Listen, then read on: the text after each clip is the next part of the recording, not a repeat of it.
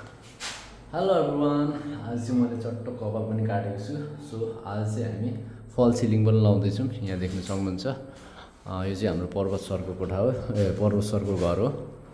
यहाँनिर सिलिङहरू लगभग कम्प्लिट भइसकेको छ। यो बाहिरको चाहिँ यो सिटिङ एरियाको लागि हो।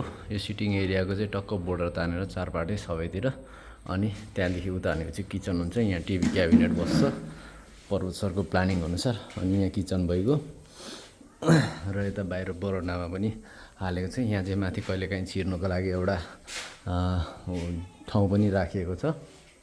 सो ओभरअल घरको डिजाइन चाहिँ एकदमै सिम्पल बट नाइस देख्न सक्नुहुन्छ। यो अर्को कोठा रहेको छ।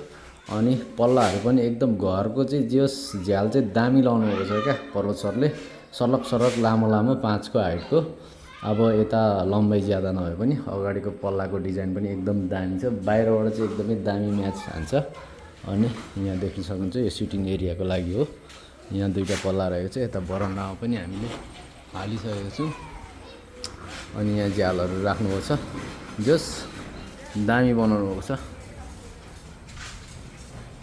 फल सिलिङ पनि अब भोलि चाहिँ कम्प्लिट हुन्छ। अब पुटिङ हान्नु बाँकी छ। So thanks for watching, bye by.